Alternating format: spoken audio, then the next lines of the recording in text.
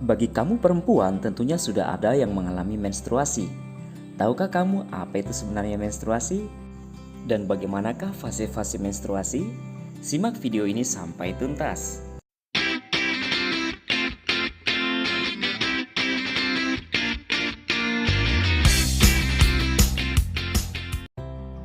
Menstruasi atau haid biasa disebut juga sebagai datang bulan. Dan bagaimana prosesnya? Simak penjelasan berikut.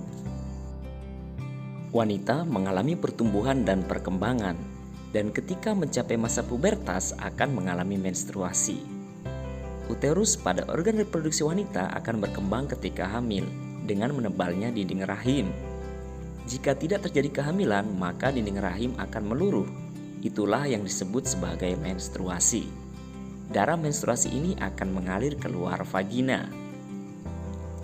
Proses menstruasi ini biasanya terjadi selama 7-8 hari. Setelah proses menstruasi selesai, pada hari ke-10, sel telur terbentuk kembali di dalam ovarium. Sel telur ini sangatlah kecil. Dan pada hari ke-14, terjadi proses ovulasi, yaitu pelepasan sel telur menuju tuba falopi. Sel telur ini bergerak menuju uterus. Bersama dengan ovulasi, dinding rahim juga mengalami penebalan. Jika pada hari ke-28 tidak terjadi pembuahan oleh sperma, maka dinding rahim akan meluruh kembali bersama sel telur dan terjadilah menstruasi. Selanjutnya kita bahas tentang fase menstruasi. Siklus menstruasi itu terdiri dari 4 fase, diantaranya fase menstruasi, fase folikuler, fase ovulasi, dan fase luteal.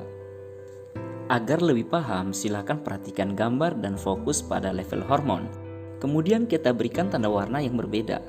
Hormon FSH berwarna hijau, hormon LH berwarna biru, hormon estrogen berwarna orange, dan hormon progesteron berwarna biru tua. Dan ini adalah gambar proses penebalan dinding rahim atau endometrium. Adapun penjelasannya sebagai berikut. Fase menstruasi. Fase ini dimulai ketika sel telur tidak dibuahi sehingga terjadi peluruhan atau menstruasi, sehingga keluarlah darah melalui vagina. Menstruasi ini menyebabkan kadar hormon estrogen dan progesteron wanita mengalami penurunan.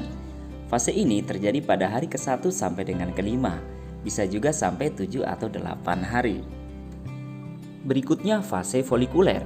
Fase ini disebut juga sebagai fase praovulasi atau fase proliferasi.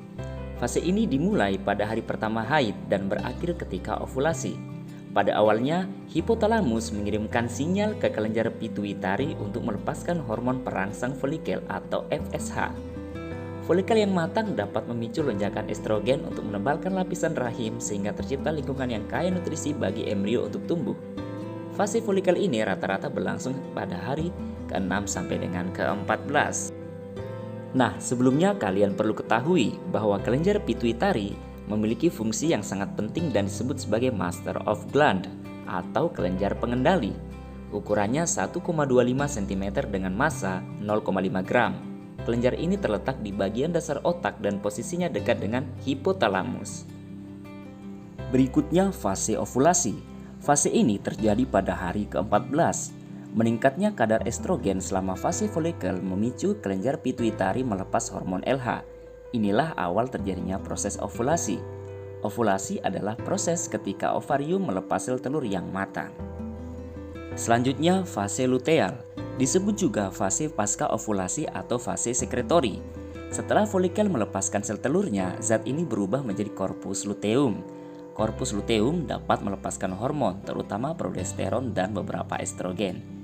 Peningkatan hormon ini membuat lapisan rahim menebal dan siap untuk ditanami sel telur yang telah dibuahi. Jika tidak terjadi pembuahan, maka terjadi penurunan kadar estrogen dan progesteron yang memicu menstruasi.